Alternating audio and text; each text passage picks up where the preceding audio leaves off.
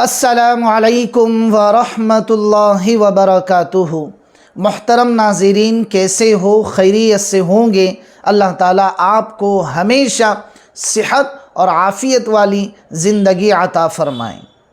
محترم ناظرین، آج میں آپ کے سامنے بہت ہی اہم پوائنٹ جس سلسلے میں ہمارے معاشرے میں، ہماری سوسائٹی میں، خصوصاً ہمارے مسلم معاشرے میں جس کے بارے میں بہت ساری غلط فہمیاں لوگوں میں رائج ہیں آج کل، اس غلط فہمی کا ازالہ انشاءاللہ آج اس ویڈیو میں کیا جائے گا۔ لیکن میری آپ سے گزارش ہے کہ آپ ویڈیو کو آخر تک دیکھیں، ایک ایک لفظ پر غور کریں، ایک ایک بات کو دل اور کان کے راستوں سے سن کر اس پر عمل کریں۔ انشاءاللہ اس ویڈیو کے ذریعے سے آج ہماری پرانی سوچ بدلنے والی ہے، اس لیے کہ ہمیں بھی یہ تجربہ ہوا ہے، شاید آپ کو بھی ہوا ہوگا کہ لوگوں کے درمیان ایک لفظ کا زیادہ استعمال ہوتا ہے جس کو کہتے ہیں اللہ کا راستہ۔ ٹھیک ہے، بہت سارے لوگوں میں یہ جملہ زبان زد ہے، لیکن آج ہم سمجھتے ہیں کہ اللہ کا راستہ کسے کہتے ہیں، اور بہت سارے لوگوں کی زبان سے یہ ہم نے سنا ہے اور لوگ پوچھتے بھی ہیں کہ اللہ کے راستے کا مطلب کیا ہوتا ہے۔ آج یہ ساری باتیں ہم سمجھنے کی کوشش کرتے ہیں۔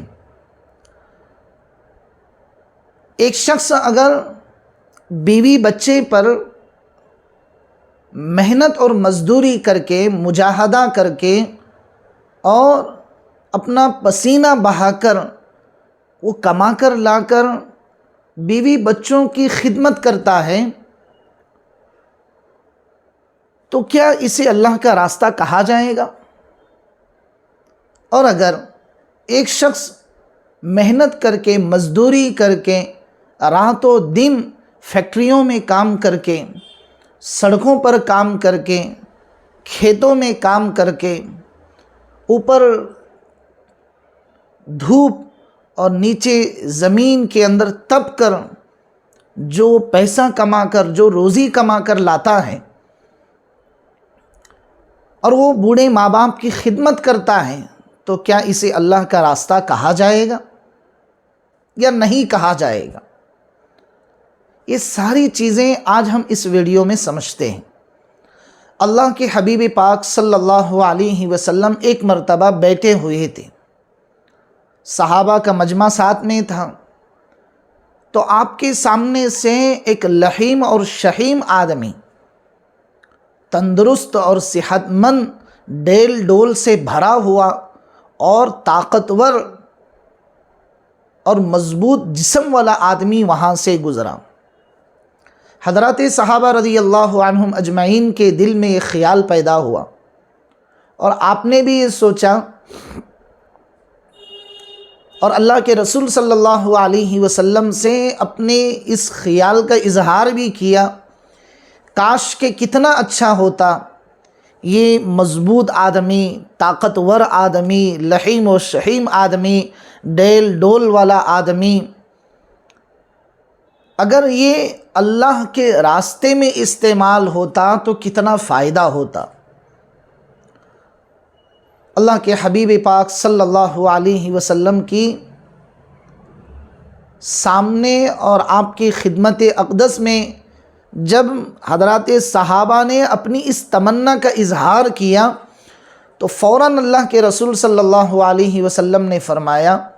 میرے صحابہ ایسا مت کہو۔ پھر آپ نے حضرات صحابہ رضی اللہ عنہم اجمعین کی تربیت فرمائی اور فرمایا، اگر کوئی شخص گھر سے یہ نیت لے کر نکلتا ہے باہر کہ میں جاؤں گا، میں اللہ کے روزی کو تلاش کروں گا، حلال روزی تلاش کروں گا، اور اس کے ذریعے سے بوڑھے ماں باپ کی خدمت کروں گا، تو یہ بھی اللہ کا راستہ ہے۔ اگر کوئی شخص گھر سے یہ نیت لے کر نکلتا ہے کہ میں اللہ کی پاکیزہ حلال روزی ڈھونڈوں گا جا کر، اور پھر وہ گھر واپس آ کر اپنے بیوی بچوں کی خدمت کرتا ہے، ان کے نان اور نفقے کو برداشت کرتا ہے، اس نیت کے ساتھ میں وہ اگر جا رہا ہے اور اسی نیت کے ساتھ وہ آ رہا ہے، تو یہ بھی اللہ ہی کا راستہ ہے۔ اگر کوئی شخص صبح اس نیت سے گھر سے جا رہا ہے کہ میں جاؤں گا، اللہ کی روزی کو زمین پر تلاش کروں گا اور حلال طریقے سے کروں گا، اور دن کو تھک ہار کر گھر آتا ہے اور اس روزی کے ذریعے سے وہ اپنے اہل و عیال کی خدمت کرتا ہے، ان کے کندھے کے بوجھ کو برداشت کرتا ہے، تو اس نیت کی وجہ سے یہ بھی اللہ ہی کا راستہ ہے۔ ہاں، اگر اس کی نیت میں کھوٹ ہے، اس کی نیت میں فتور ہے، اس کی نیت میں بگاڑ ہے، اور یہ اس روزی کے ذریعے سے، کمانے کے ذریعے سے یہ نیت کرتا ہے کہ میں لوگوں پر فخر کروں گا، میں اللہ کی نافرمانی میں اپنا پیسہ استعمال کروں گا، اور اس بگڑی ہوئی اور فتور اور خراب نیت کے ساتھ میں یہ باہر جاتا ہے، تو پھر یہ اللہ کا راستہ نہیں، یہ اللہ کی نافرمانی کا راستہ ہے۔ اس روزی میں، اس کمائی میں برکت نہیں ہوتی۔ عزیز دوستو، یہ سارا مضمون میں نے آپ کے سامنے اس لیے رکھا ہے کہ آپ بھی جب اپنے گھر سے باہر نکلے روزانہ اللہ کی روزی کو تلاش کرنے کے لیے، تو ضرور یہ نیت کریں جو نیت میں نے ابھی آپ کے سامنے رکھی ہے، اور حضور اکرم صلی اللہ علیہ وسلم نے اپنے حضرات صحابہ رضی اللہ عنہم اجمعین کے سامنے بتلائی۔ اگر ہم صحیح نیت کے ساتھ اللہ کی ذات پر توکل کرتے ہوئے رزق حلال کی تلاش میں جا رہے ہیں،